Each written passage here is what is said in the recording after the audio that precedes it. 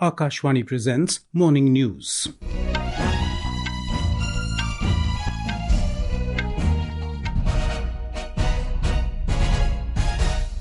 Good morning, I'm Sunil Verma. The headlines. Prime Minister Narendra Modi to inaugurate Rising Northeast Investor Summit in New Delhi today. CBI files charge sheet against former Jammu and Kashmir Governor Satya Malik and 5 others in Kiru hydroelectric power project kickbacks case. Government constitutes special NIA court in Manipur for trial of cases related to ethnic violence. Trump administration bars Harvard University from enrolling foreign students. Fitch Ratings raises India's GDP growth potential by 0.2 percentage points to 6.4% over next 5 years. And in IPL cricket, Lucknow Super Giants records 33-run victory over table toppers Gujarat Titans in Ahmedabad. Prime Minister Narendra Modi will inaugurate the Rising Northeast Investor Summit in New Delhi today. The two-day event marks the culmination of various pre-summit activities such as a series of roadshows and states roundtables, including ambassadors' meet and bilateral chambers meet, organized by the central government with support from the state governments of the northeastern region. More from our correspondent. The summit aims to highlight the Northeast region as a land of opportunity and attract global and domestic investment. It will include ministerial sessions, business-to-government sessions, meetings, startups and exhibitions of policy, and relative initiatives taken by state government and central ministries for investment promotion. The main focus sectors of investment promotion include tourism and hospitality, agro-food processing and allied sectors, textiles, handloom and handicrafts, healthcare, education and skill development, information technology and its enabled services, infrastructure and logistics, energy, entertainment and sports. The summit intends to bring together key stakeholders, investors and policymakers on a single platform. Bhanu Pratap Singh, Akashvani News, Delhi. Central Bureau of Investigation (CBI) has filed a charge sheet against former Jammu and Kashmir Governor Satya Malik and 5 others in Kiru hydroelectric power project kickbacks case. We have a report.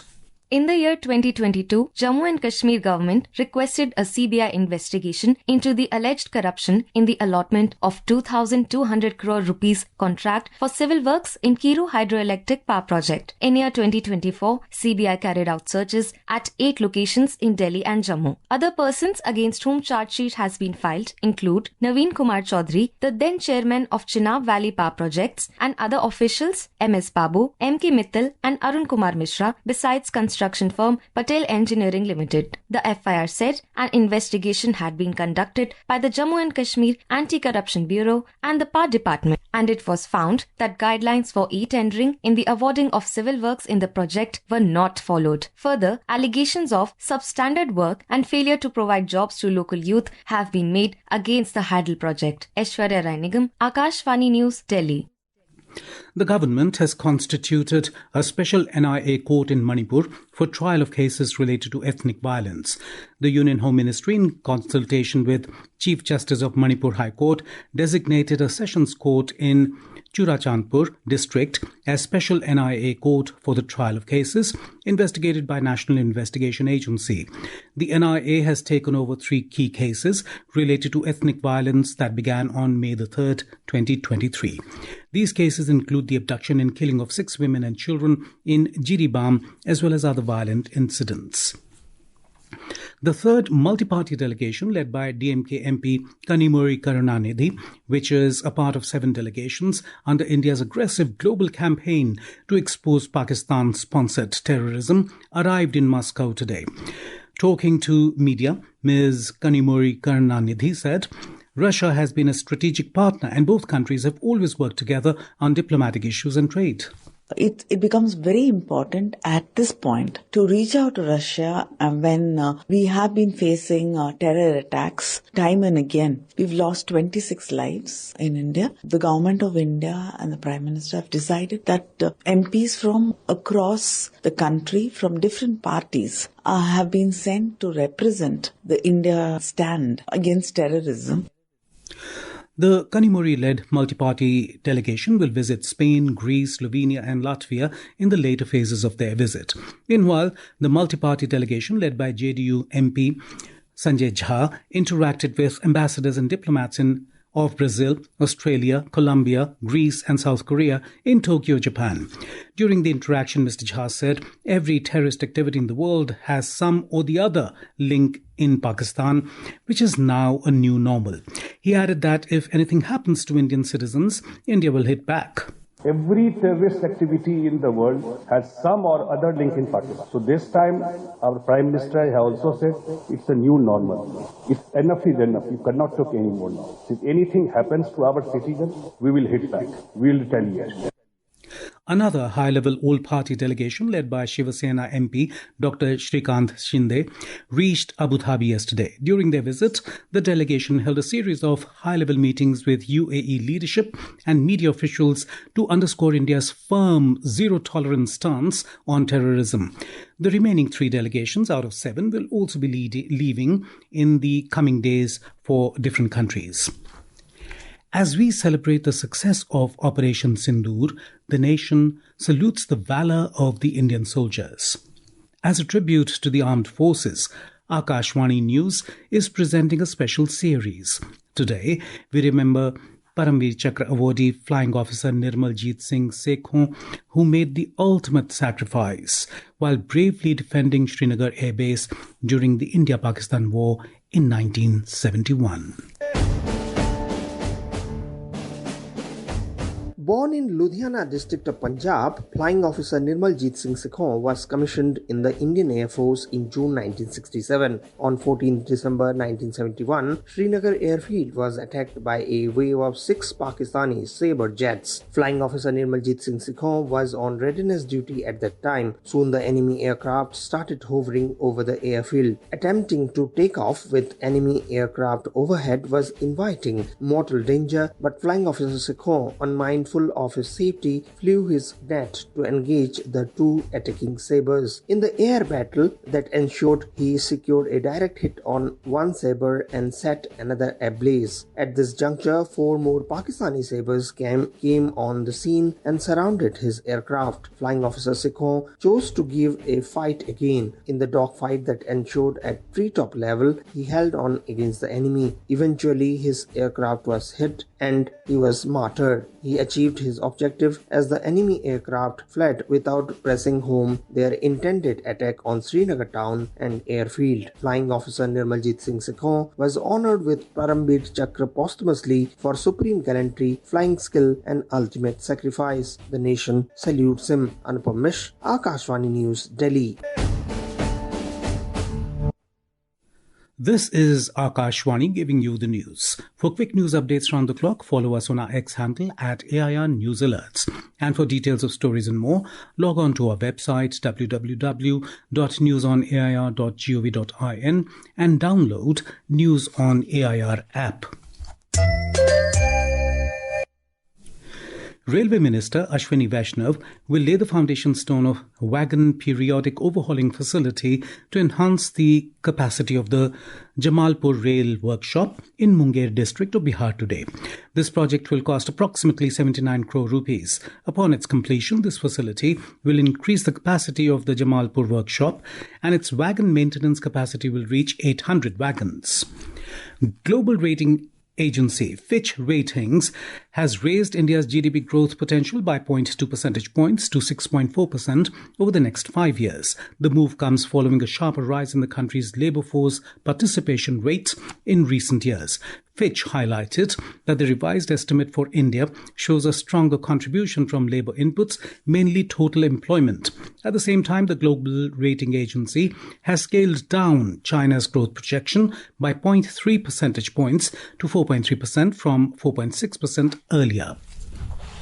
The Trump administration has barred Harvard University from taking international students. U.S. Department of Homeland Secretary Kristi Noem has written a letter to the Harvard University in this regard. She said, "It's a privilege, not a right, to be able to enroll foreign students at the university." More from our correspondent. In her letter, Department of Homeland Secretary said this move by the Trump administration will force existing students to transfer to other schools or lose their legal status. She said that the action should not surprise the university authorities as it was inevitable as the university failed to comply with the demands of US government. She said the move will send a clear signal to Harvard and all universities that Trump administration will enforce the law and root out the evils of anti-Americanism and anti-Semitism in society and campuses. Noem said if Harvard wants to continue enrolling foreign students, the university will have to comply with the Trump administration within 72 hours. She said US government is holding Harvard accountable for fostering violence, anti-Semitism, and coordinating with the Chinese Communist Party on its campus. Harvard University has said that the move is a retaliatory action which can cause serious harm to the university. Each year, 500 to 800 Indian students study at Harvard. Currently, 788 students from India are enrolled at Harvard University. Ashish Abraham, Akashvani News, Delhi. Professor Muhammad Yunus, Chief Advisor to the Interim Government of Bangladesh, is considering stepping down, according to the Daily Star, a leading newspaper in Bangladesh. Citing sources familiar with the development, the Daily Star reported that during informal discussions at an advisory council meeting yesterday evening, Yunus expressed his desire to resign and address the nation in a televised speech. Moving on to the world of sports, in IPL cricket, Lucknow Super Giants recorded a 33-run win over table toppers Gujarat Titans at the Narendra Modi Stadium in Ahmedabad last night. We have a detailed report from our sports desk. Lucknow Super Giants gave a huge blow to Gujarat Titans' top two hopes in the points table. After being invited to bat first, Lucknow Super Giants scored 235 for 2 in stipulated 20 overs, with Mitchell Marsh maiden IPL 100 who was also adjudged player of the match. In reply, host Gujarat Titans were restricted to 202 runs. Today, Royal Challengers Bengaluru will face Sunrisers Hyderabad in Lucknow. The match will begin at 7:30 p.m. Moving ahead, the BCCI's Junior Cricket Committee announced India's Under-19 squad for the upcoming tour of England, scheduled from 24th of June to 23rd of July. Ayush Mahatre has been named as captain, while Abhigyan Kundu will co-lead the team as vice-captain. The 14-year-old sensation Vaibhav Suryavanshi has also been included in the squad. Next update is from the world of hockey, where Hockey India announced a 24-member Indian men's hockey team for the European leg of FIH Hockey Pro League 2024-25, which is scheduled to take place in Netherlands and Belgium next month. At last, the Union Minister for Youth Affairs and Sports, Dr. Mansukh Mandviya, yesterday held a virtual meeting with more than 300 cycling clubs of Namo Fit India Cycling Club. In a social media post, the Union Minister said that during the meeting, efforts were discussed to popularize cycling as a fashion among the society. Chirag Joy, Sports Desk. India Meteorological Department has forecast very heavy to extremely heavy rainfall over Konkan and Goa till tomorrow. The Met Department also forecast heavy to very heavy rainfall over Karnataka, Madhya Maharashtra, Andaman and Nicobar Islands, Arunachal Pradesh and others in the next 2 to 3 days. And now for a look at today's newspapers, it's over to Shagun Chopra. Thank you, Sunil. PM cautions Pakistan, not blood but Sindoor runs in my veins, reads the top headline in the Asian Age. The Prime Minister lauded Indian Armed Forces for creating a Chakravyuh that forced Pakistan to kneel down, writes the paper. No talks, no trade, not even water. PM warns Pakistan, headlines the Statesman. Starting next month, Delhi's Indira Gandhi International Airport runway maintenance work may affect 100 flights daily, reports Hindustan Times. A mob of 1,000 people kill and mutilate a Royal Bengal tiger in Assam, reports the Times of India. Hindustan Times carries a photograph of a 2-day-old hippopotamus calf with her mother at Delhi Zoo, the first hippo born at the zoo since 2023. And finally, as part of a pilot project, India Post has for the first time used a drone to deliver a postal bag from Karja town to the hill station of Mathiran, which is an eco-sensitive region and Asia's only automobile-free hill station, writes the Pioneer. And with that, it's back to you, Sunil. Thank you, Shagun. And now, before we end the bulletin, the headlines once again. Prime Minister Narendra Modi to inaugurate Rising North-East Investor Summit in New Delhi today. CBI files charge sheet against former Jammu and Kashmir Governor Satya Malik and 5 others in Kiru hydroelectric power project kickbacks case. Government constitutes special NIA court in Manipur for trial of cases related to ethnic violence. Trump administration bars Harvard University from enrolling foreign students.